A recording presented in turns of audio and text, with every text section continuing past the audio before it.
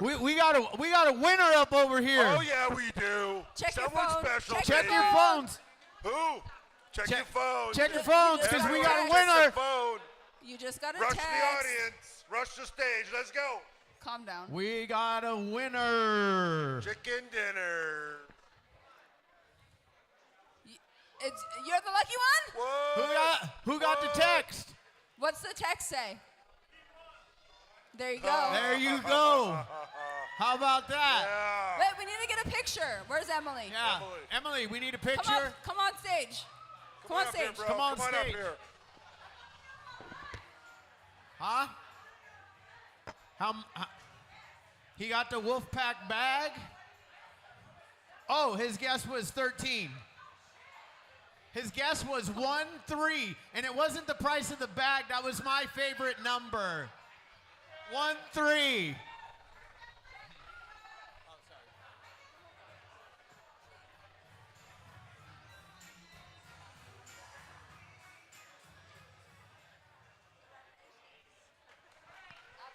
My wife and mom are making fun of me right Thanks, now. I have bro. no idea what they're saying, but they're pointing at me Appreciate and it, laughing. buddy. That All was, right. That was rigged. Trina that is was grabbing rigged. everybody that, to that bring was everybody rigged. in. That was rigged. That's Chad's uncle. No, I'm joking. Got to keep it in the family, right? Yeah, gotta. All right, Uncle. Thanks, man. Yeah, man. Thanks for winning the bag. Yeah. Where are you guys going? The Hey, party's hey. in here. Hey, no one's They're allowed to going leave. out, and we're trying to get everybody in. Yeah, it's that time. Shane's gonna go outside and yell at everybody. Trina just went out there to usher everybody in. All right, if you guys can hear me outside, join us. We're back on. There you go. There we go. Shane, did you do anything? No, I did nothing. You just walked out there to walk back in?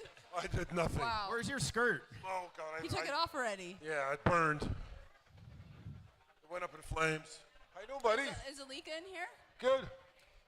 I wanted to recognize one of our guests tonight, who was also one of our speakers at one of our best events that we've ever thrown. Brian, come on, stand up for us. Yeah, Brian. Woo!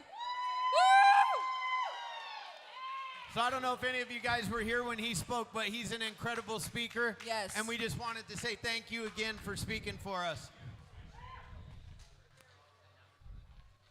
Well, are you just giving away thank yous or what? What? You just giving away thank yous tonight or what? Oh, yeah. Oh, yeah. That's just curious, you know? Does anybody know where Alika went? Oh. Wouldn't it be funny if Alika left? Just let. Oh, there he is. Forget it. I'm out. He's like, no.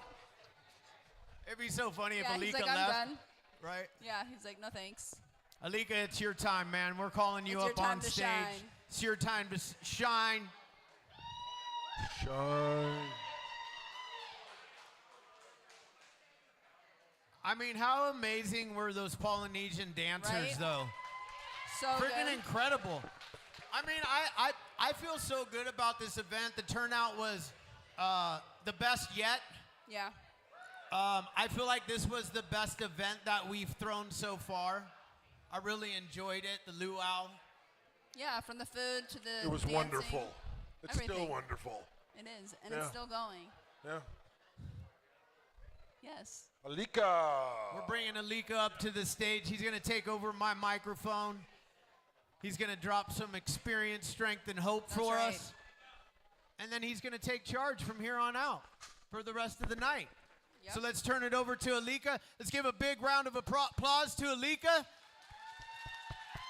Let's thank him for the Hawaiian-themed luau. It was Alika's idea, and we put it together. We made it happen. So thank you, Alika.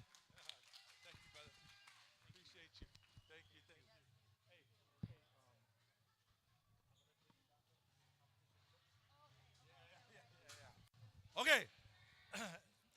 Aloha. You guys can hear me? Hey, whoa, where are you guys going? Chad said the party's in here. Uncle Rick, where you going, Uncle Rick? Oh, man.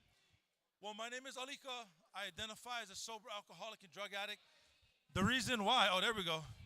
The reason why I identify as a sober alcoholic and drug addict is because I found out the drugs and the alcohol, it wasn't the problem. So the problem I really suffered from was me, was my own thinking, basically. Can you guys hear me? Oh, there we go. There we go, Chuckles. All right. So before I get started, I just want to thank God, give God the glory, everybody in the rooms around me, the credit for where I'm at today in my life. It took a team of people to help me get to where I am today. And, tonight is not going to be about me. It's going to be about what God is doing with the people of Hawaii. I'm born and raised on the Big Island. And so, this is a Hawaiian night, Hawaiian theme. And, the people in Hawaii, the resources, very, very limited. Where is all the Hawaiians, by the way? They all went home. Resources, very limited. The quality of care here, literally a million times better than Hawaii. This is just my opinion, but I believe Hawaii failed the people who struggle with drugs and alcohol, 100%, And so I'm going to qualify for a minute and to kind of tie in how we built this bridge from Hawaii to California to come and serve our people of Hawaii. And I really want to recognize, Chad. Oh, man, I'm trying not to cry. But Chad, the whole crew, because if it wasn't for your vision and keeping this thing going for 23 years, bro, none of my people would have the opportunity to receive their healing. So I appreciate you. Thank you so much. Okay, so the best place to start is at the beginning. Now, I'm the youngest of three. My sister is actually here, right there. My sister is here. Raise your hand, sis. My sister-in-law. One more time. Irma, actually, come say a few words up here real quick. My son, Kikai, raise your hand. My dad is over there. My dad, hey, Angel, my son. Where's bro? Kalani Kai. Hi, buddy.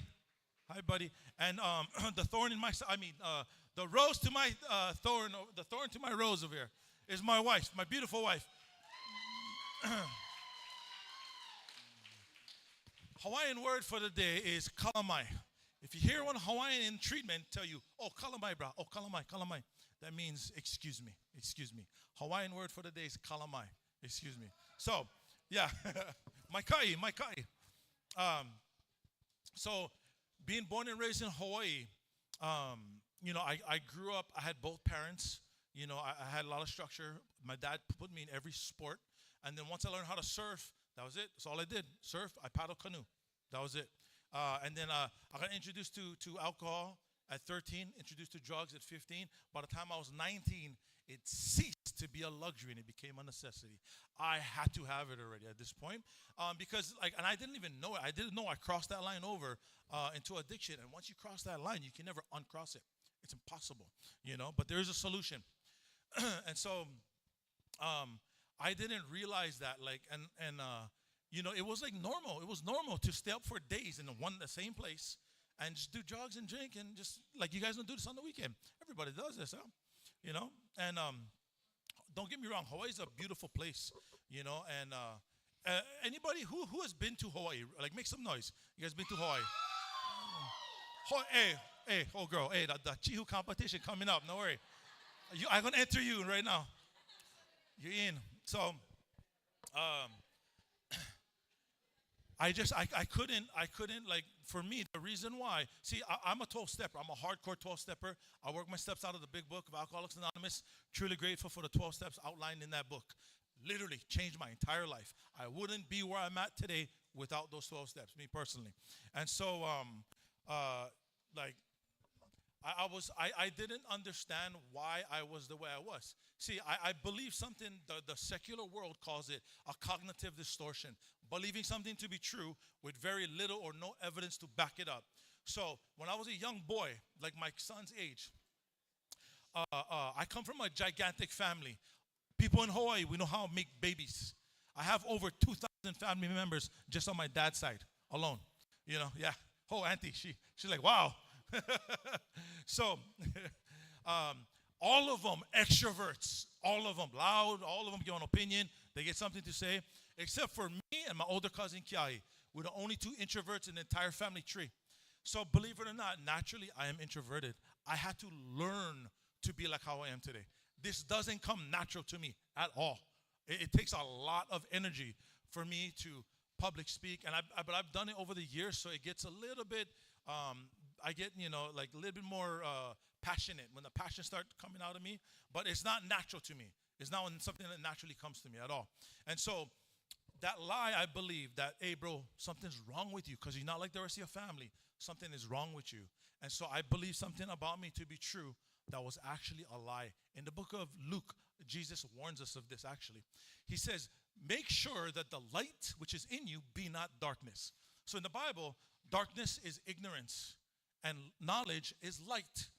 So make sure what you believe to be true is not a lie. That's exactly what happened to me. And that's why I went down the road.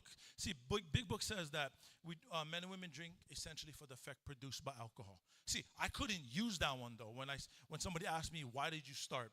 Because I didn't know what it was like to be drunk before I drank, and I didn't know what it was like to be high before I did drugs. So I couldn't use, I like how it makes me feel. I like the effect produced. I couldn't use that one. So I had to kind of go on a journey. One guy asked me that question, and I told him I like the effect produced. And he said, bro, that's not what I asked you though. I asked, why did you start? So it took me on that journey, and God started to reveal stuff, more and more things to me. And so, I'm not going to go through all the war stories and everything, but, we all got them. I come to California in October of 2016. All this stuff, things keep getting worse, progressively worse. Finances got worse, mental health got worse, relationships got worse, physical health got worse. Everything was getting worse. So I come to California in October of 2016. My mom, she needs a new kidney. She's on dialysis. She has cancer. She had a tumor. She had cancer about 3 times, I think it was, in her life. And that's ultimately how she passed away. And so I fly up here. My brother and my sister, they was living here for like 20 plus years already. So they wasn't around me in Hawaii to see me go through all my trips, And cocaine was my main drug of choice, alcohol and cocaine. So being introverted, doing a lot of cocaine, it actually played in my favor because I was naturally quiet anyway. My parents, they couldn't tell if I was high or not because I'm quiet. I'm saying nothing. When I'm so high, I couldn't talk anyway. So, they didn't suspect too much, And on top of that, I wasn't losing weight. Hawaiian people, we know how to eat. And that's a problem, though, honestly. So I come to California. I didn't realize, God, I've been praying to God for over 10 years to help me, bro, help me. At a certain point, because I was introduced to God when I was 15. And like over time, I started going to church. I started going to youth groups and Bible studies, and I started to learn. And then, over time, I was getting deeper and deeper into my addiction, and people would quote Jeremiah 29:11 to me. When God started talking about He has a plan for me, to prosper me, not to harm me, to give me hope in the future.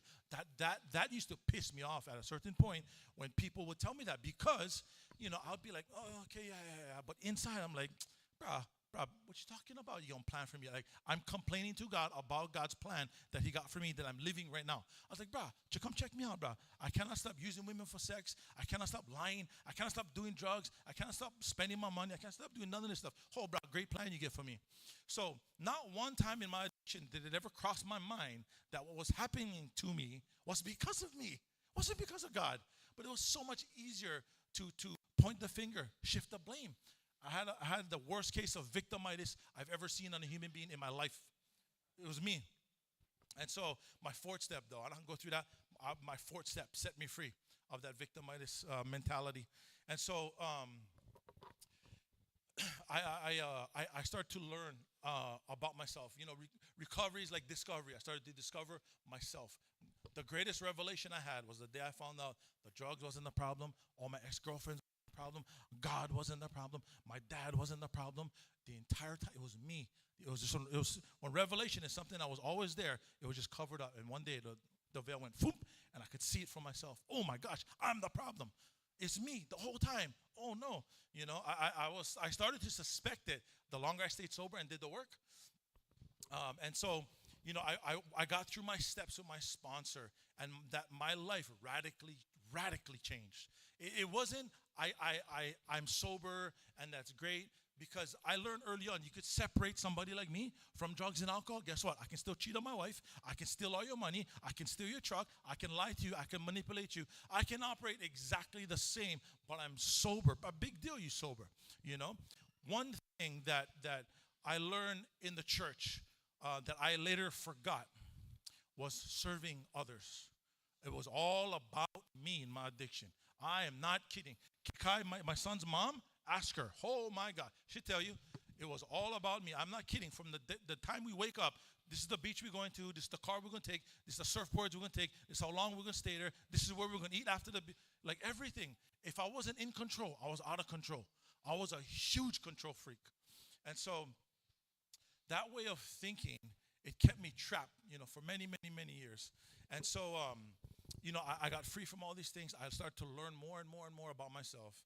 And but that stuck with me. See, church introduced me to serving others, and then my 12-step program reinforced it. It reintroduced me to it because I forgot about it. I was serving myself for 2 decades of my life. If I helped you, it's because you had something I wanted. That's it. It wasn't because out of the kindness of my heart. Not at all. But it didn't seem that way. I was so good at charming and manipulating and playing the victim so you feel sorry for me. Like I knew how to operate like that for years, And then so, anyways, I get sober over here. I went on February 17, 2017. I got dropped off. My sister-in-law, Irma, she dropped me off at my first meeting. It was at the Valley Alana Club in Rancho Cucamonga at noon. I identify as a newcomer. And at the end of the meeting, this guy, he beelines it over to me, shake my hand, bought me my big book that I still got to this day. He said, here, call this guy. And then that guy became my sponsor 4 days later, and he's still my sponsor. I've been sober for 8 years now. And so, yeah.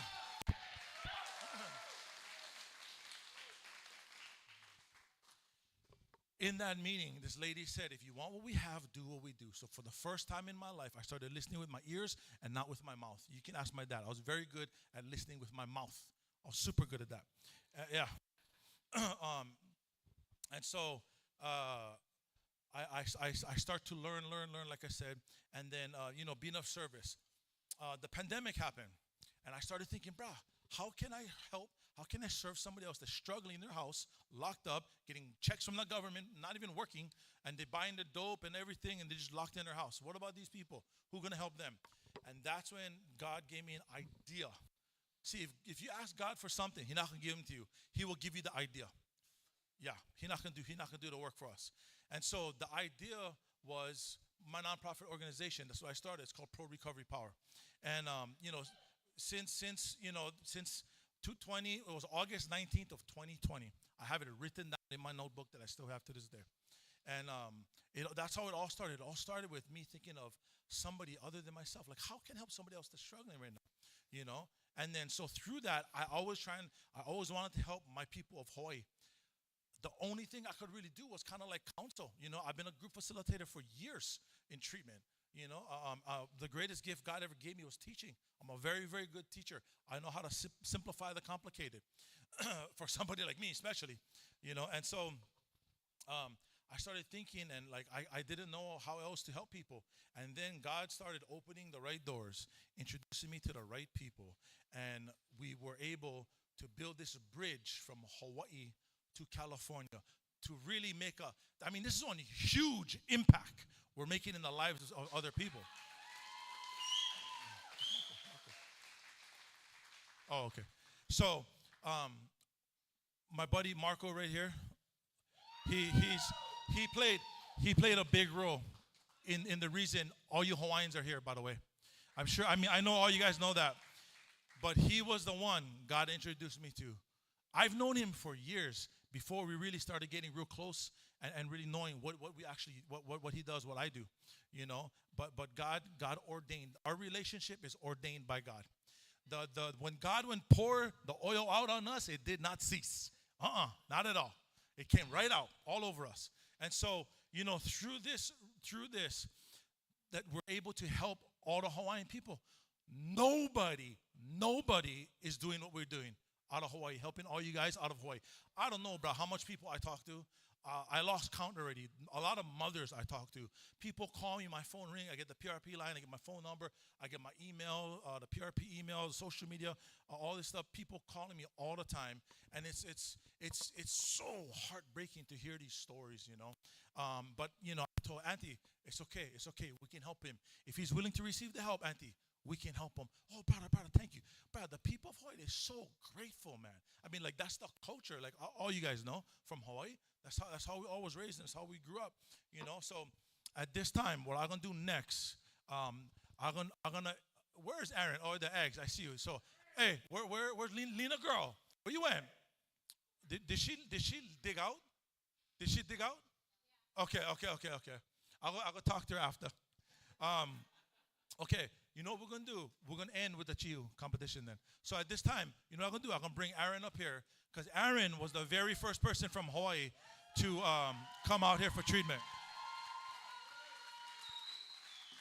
Hey, is that?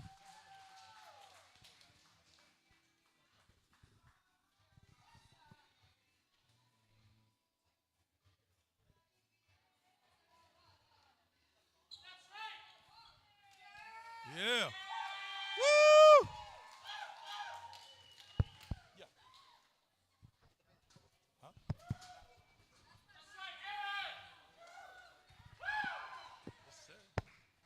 Okay, you know what I'm gonna do now is Aaron. So Aaron was the very first person out of Hawaii that we ever helped. He's been sober over a year. How many months now? Almost 15 months. Almost 15 months. Woo! That's a long time. And so, you know, I'm gonna let Aaron share a little bit, but I'm gonna ask him some questions though. So Aaron, the first question I got, because you've been sober over a year, is what keeps you motivated to stay sober? Okay, so being that I've been here for almost 15 months, what keeps me sober is that the sober community. I give time, I go to meetings, and I work for Natalie at NAMS. You work for Chad. Hey, wait, you work for Chad. Oh, Chad. You work for Chad. Oh, Chad. I work there. You know what I mean? So that like it keeps me in the middle of the pack. You know, like when I go to work, they ask me what I'm grateful for when I'm watching, you know, doing the clients and stuff, and it's them. You know, like they keep me sober. You know, it's just putting in time and trying to see that I was the same way. You know, and I don't never want to go back, so I can just give them hope and strength and stuff like that. So there you go. All right. So nervous. I remember it was like yesterday talking to Aaron on the phone. He was stranded in his truck smoking meth all day, every day, down by the beach in Puoko, the boat harbor, right? The boat harbor. Quite high. And like I remember too. So had one police officer when come visit him. And I mean, the cops is not like this over there. So he get the pipe in his hand when the cop approach him. Yeah. And the cop no arrest him or nothing. You know, the cop go, hey, what you need? I can help you. How can I help you? You know? And then Aaron was talking about me helping him. So he gave her my number. And then like I'm driving. I remember I was in Irvine. I was on the 5. And when 808, any 808 number, I always answer. And she go, hi, this is Officer so-and-so. I was like, uh-oh. I was like, oh, yes. And she said, do you know Aaron Aguilar? I go, yes. At first, I was like, oh, no, what happened? You know, I go, yes, I know Aaron. And then so, you know, she was like half crying on the phone. This is one police officer, you know, and she's telling me about how his you know, what's going on with him and all this stuff. He's all, you know, I've been up for days, all this kind of stuff. And she just wanted to call me to ask me, are you actually really going to help him? I said, Auntie, I'm going to help him. We're working on it. We are almost there, you know. And Aaron would call me up, what, like every day, 5-6 times every day. What, bro? Well, I can come up. When I can come up. And then, bro, we was working. We was putting those last couple bricks down for that bridge to be completely built, you know. But Aaron, this is another thing I wanted to ask you. So, in your opinion, what so far, what has been the greatest lesson that you've learned in recovery? Biggest lesson I've learned is being grateful for, you know, like I have to be grateful for everything. And like I say this every time again, that I have that gift of desperation. That is what helps me go every day. If I lose that gift of desperation because I was sitting down at the beach, getting high for days on end, and I was at the bottom in the hole, you know. Yeah. And if I forget that gift, how badly I wanted to come to California and get clean, I would lose my sobriety. You know, like I have to remind myself every single day, and I really do. So that's pretty much like what keeps me there. You know. Yeah. Okay. I'm nervous. Sorry. Yeah, no worries. I can tell because you keep looking at me. I keep usually moving talk this way. this out. It's all good. So, what do you do? Next question, Aaron, is what do you do to stay grounded? You know, when life gets hard, when it gets hard, because you know when we addicted, when we're not addicted, like life could happen regardless. You know, so what do you do personally in your life to stay grounded when you know the rubber meets the road and life happens? Well, I had some rough things happen, you know. Having the higher power, of course. You know, like I guess when I was back in Hawaii, I was asking God for the wrong things. You know, just stupid reasons, you know, and it didn't make any sense. And when I came up here, I had to find a new higher power, you know, or as an understanding, you know. And I just stayed, like I did what was suggested of me, you know. I went to meetings. I found like Alika is my sponsor, you know. So like prayer and just being of service, you know, it keeps me grounded. Like without everything that I do now, I cannot stay sober. You know, like I'm a heavy equipment operator for the union before, and I could totally go join the union here and stuff, but I happy now. You know, like I get Yes, less sir. money. You know, so like I just stay in the middle of the pack, and I just show up. That's you know, right. every day. Yeah. Sorry, I say nervous.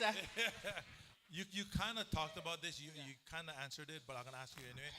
So what do you do? How do you give back to others in recovery?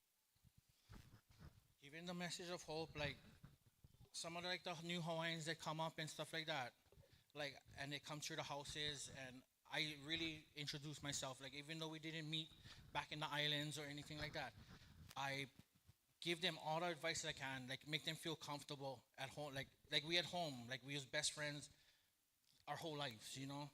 And I don't know, I stay nervous. Well, I know another thing that he I do don't know if I to be answer. of service.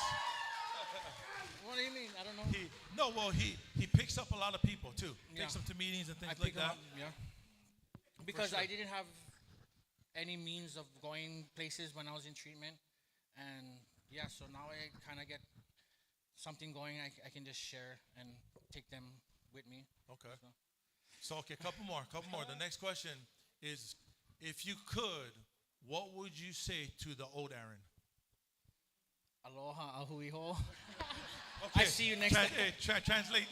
So, aloha, ahuiho is I see you guys later until we meet again, but it's not gonna happen. With my higher power, I just staying blessed. You know, like I cannot change back to my old ways. I cannot. It's gonna kill me the next time. You know. Okay. How has being sober and in recovery changed your family dynamic, like with your children? And That change being I have 4 kids back in Hawaii, and they ranging from 26 to 14. I lost all my relationships with my family, my mom, my dad, guys, because of I had a suicide attempt that really damaged my family, and I hadn't talking to my parents for like over 4 years at that point before I came up here. My older kids, I would say that I would kill myself in front of them, you know, and now I thinking back is like that is the worst thing I could ever do. When I first was here at Hope by the Sea, I was just trying to call home, you know, trying to see what everybody's doing and everything, and it was just getting worse, you know, like I cannot call. But now I got to go back home with these guys. I got to see my kids, my relationship, like they see the progress, you know, is like I cannot like lie anymore, you know, just by telling like the truth in the program. And I talk to my parents. I see my kids. I talk to them every day, and they just to hear them say that they're proud of me, and they see the old dad back. That is what it is. Okay, here you go. Last one, Aaron. Before we let you go, so what would you say to all the Hawaiians back home that's struggling right now? If I can do it, you guys can, you know. And you get plenty of them that is here, you know. Like when I went to Kauai the last time I went to Hawaii, I seen a couple of my friends that was sitting there at home, and they took the step to get on that plane. It's the hardest thing you can ever do is get on that plane, and what is it? Get uncomfortable. What? How do you say it? Comfortably uncomfortable. Yes, you know what I mean. So just by stepping on that plane and leaving your own, because like how he says, you cannot heal in a place that you got sick. You know what I mean? So like I came out, I never thought I was gonna be in California, getting sober, and I took that step. I was desperate, you know, and I still desperate for stay sober. So anybody that needs help in Hawaii, Alika, Marco, their families, they blessed me with a new life, and yeah. You can Thank call you. Aaron too. No. Okay, bro. No. Thank you. Mahalo. Before you go down, because I have to say a few things about Aaron, because he was not going to say it about himself. So before he actually blessed Nem by coming over and working for the Infinity Group, which is Hefe over there as well. You know what's crazy is I have so much love for Hawaiians because when Nem first opened, I had 5 of them that were first, like my first 10. So 5 of them were Hawaiians, and Aaron wasn't working for Nem yet. So we go to church, and they see Aaron, and they looked at Aaron like a god because he was the first one. And that's the whole point of what we're doing today is like breaking the stigma, because it takes one person to use their voice to make a change, because those boys are sober today.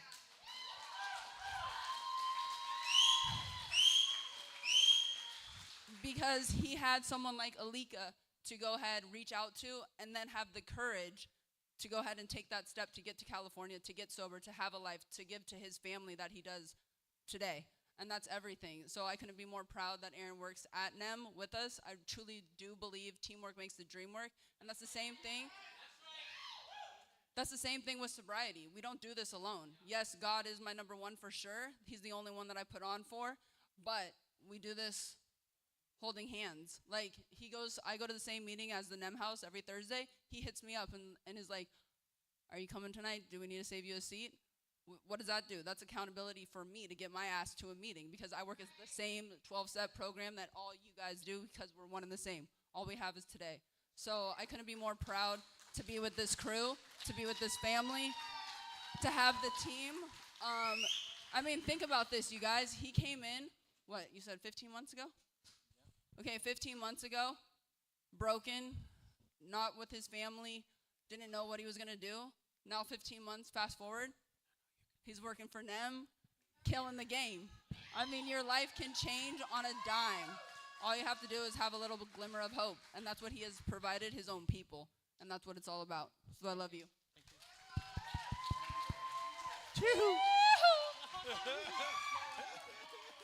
And yes, thank you for that too. I've learned a few things from my Hawaiians. You know what I'm saying? Yes, sir. Yes, sir. So that means yes, sir. In case you guys never figured that one out yet. Yes, sir. So, but you know, to conclude this part, you know, Natalie is about to host some competition, and whoever wins, Chad will give you 50 grand. Whoever wins this competition. I'm like, more like a T-shirt. Yeah. Honest program around here. Yeah. You know what I'm saying? Honest program. Yeah. So this is for everybody. This is Yes. for everybody. Whoever come. wants to compete. Yeah, because and like, okay, some You don't have to be Hawaiian. you do No. not have to be Hawaiian. Oh wait, No. come back here. Wait, hang on. Oh wait, hey, give him a Kamaki's sample. a NEM So, boy. wait, hang on, give him one sample. Well, go ahead. Right now. Okay. Natalie and Chad will be the judges. Okay. Oh, okay. Wait.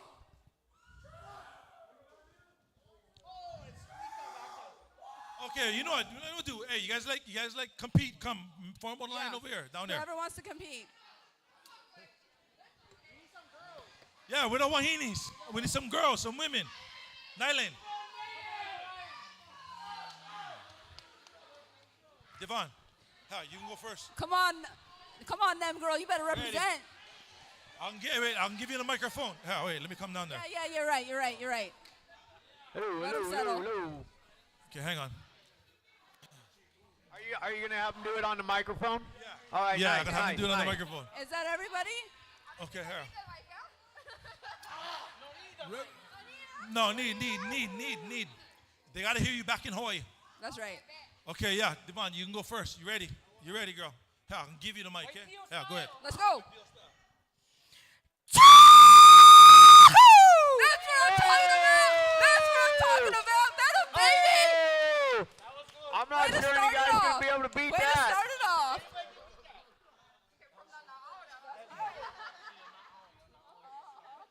Woo! That's not a cheat. Yeah. Not bad, but not a cheater. Let's go, girl. Clear that throat.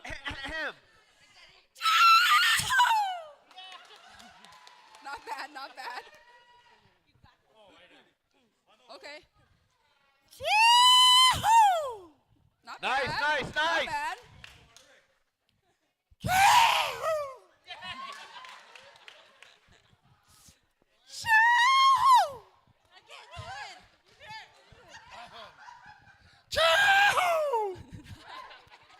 Not bad.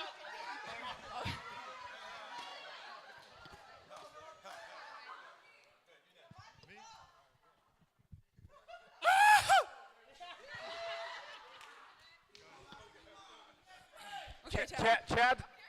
Yeah. Nice. Nice. Not bad. I don't know if I can compete with that.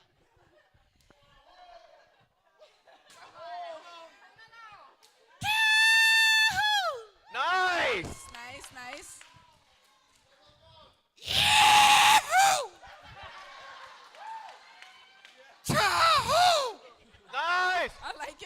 I like it. Is that everybody? Okay, Kamaki, you ready? Come on, Kamaki.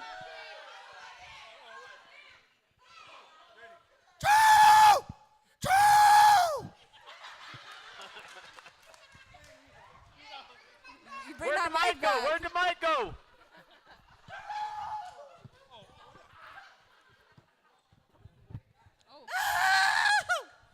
Woo! Is that everybody?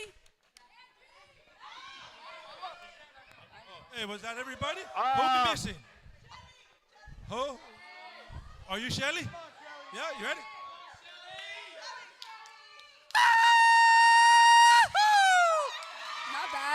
Not bad. Whoa. Is that it? Is that that? everyone? That was a close one right there.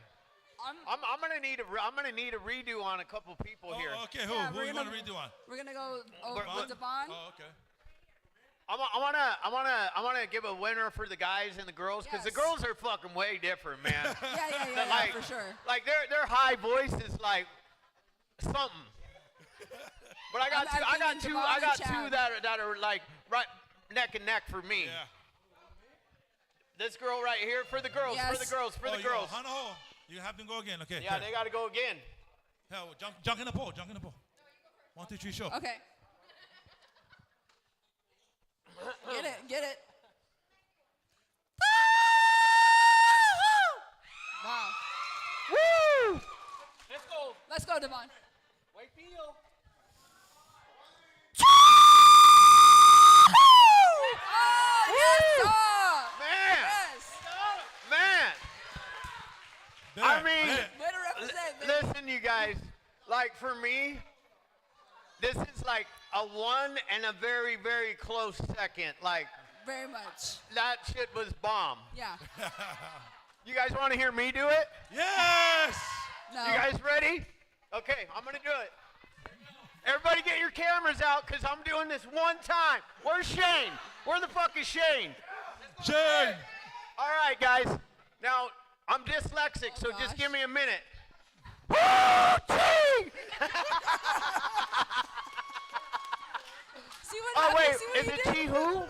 or I hoochie? told. All right, fuck it. I did my best. There you go. That's all that matters. Okay. Oh, what? So You need our me to do it winners. again? You need me to do it again? Okay, ready? Here we go. All right, here we go. That's the best I can do. I can't You get the guys. second part. He just started shaking like he was Hulk Hogan. Get it. Do you guys know how embarrassing it is to do this shit? Like, I'm like the whitest fucking dude up here, right? What did you guys think? They good. Shout out to everybody. I'm literally sweating now out of like embarrassment. But hey, you know what? You got to get out of your comfort zone. So who else wants to come up and do it one more time? Let's go. Come on, Coach Kurt. Let's go, Coach Kurt. Oh, come on, here, come on. Jump up there.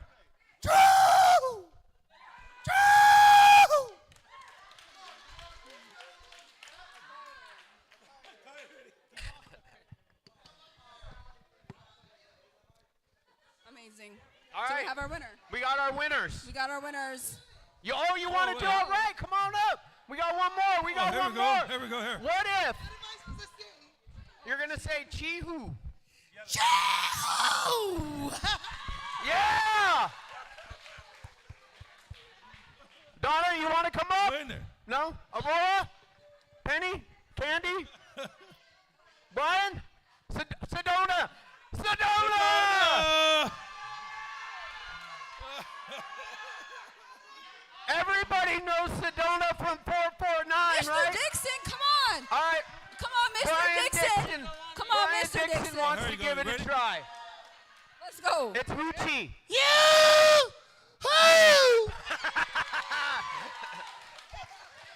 Oh, all right. Hey, wait, one more time. Marco, you want to come get out of your comfort zone? Come on, Marco! Let's go! Come on, Marco! Marco!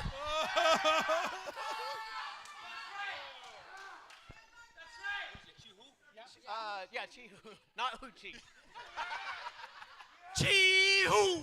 Nice! Hell yeah! See? Woo! Woo! Marco wins. There we go. Yep, So we have our Marco winner. wins. Where's Diana? Oh, there she is. Hey, Now we but have a winner. really quick before y'all run out, and we're gonna close this out now. Yes. But one extremely important thing. The reason why the Hopeaholics podcast exists, and if you don't follow us, please do, because we are like 200 followers away from 300,000. And I know there was 200 people here tonight, at least 200 people, because there was these white chairs is 200, and they were full at one point. So pull out your phones, go follow the Hopeaholics podcast, because the reason why the Hopeaholics podcast exists, and can you come up and just stand up next to me for a minute? This is my daughter, Aurora. On 9/11 of 2022, it was a Sunday morning. I looked down, it was 7:30 a.m., and my daughter was calling me. She doesn't typically call me at that time because at the time she was working really late. When I saw my phone ringing, I knew that something was wrong. And when I picked up the phone, all I heard was screaming. And that's kind of scream that you know somebody is gone. And what she was screaming is Justin is dead. Justin died from fentanyl poisoning on that day. He bought a pressed Percocet that was fentanyl. It wasn't laced. We don't call it laced around here. Fentanyl, illicit fentanyl, is always a poisoning. You're playing Russian roulette every time you pick up fentanyl, you know? And we have a solution today. That's right. Like, I didn't get loaded today, you know? That's right. I'm an addict. So it's a miracle. If you guys didn't pick up today, you're a fucking miracle. That's right. And the reason why the Hopeaholics podcast exists is because after Justin died, God put it on my heart to be the voice for the people that have lost their lives and to offer hope to people just like me. Because I stick needles in my arm. you know, and I destroy people's lives. That's what I do. But you know what? For the last 8 years, I haven't had to do that. That a boy. That a boy. You know, and because of this young lady right here, she is the reason, she's my angel. She's the reason why I got hope for the first time. Because the day she was born, I was out selling drugs in La Puente. And I had that moment of clarity that I could continue doing what I'm doing and die or be in prison for the rest of my life, or go do what God has called me to do. And us addicts, everybody that's sitting in this room, we have one primary purpose. Well, it's two, really. It's to serve God and help other people that suffer with the same thing that we suffer with. We don't suffer from addiction. We suffer from this messed up thing in between our ears that lies to us and tells us that we're no good. But that's not true, man. All of you are worth it. Every single one of you in this room are worth it. And I can tell you, because I knew Justin very well, he was a son to me. He would have gladly given up his life to save every single one of yours in this room. And I hope you guys remember that the next time before you go pick up, because Justin died so you can have this seat in here tonight. That's right.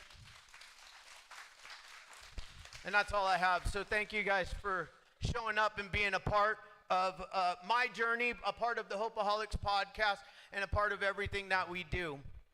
We want to circle up now, unless Natalie has anything she wants to say. Just another round of applause for Alika, everybody coming out.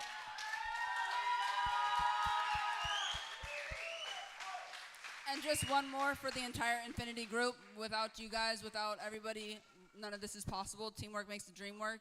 And I absolutely love everybody, especially the NEM house that shows up and shows out every single time. We're going to circle up, and Serenity's actually going to say the Serenity prayer.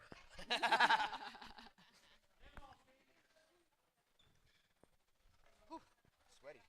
It gets really hot. Oh, yeah. And I'm not even like nervous.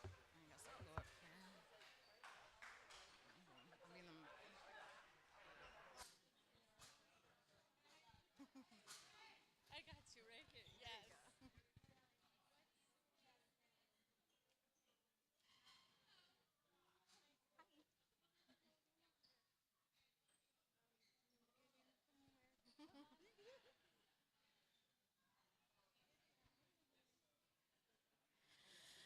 All right, you guys. If we can undo our hands really quick and just give the Hopeaholics, Alika, and all them another round of applause.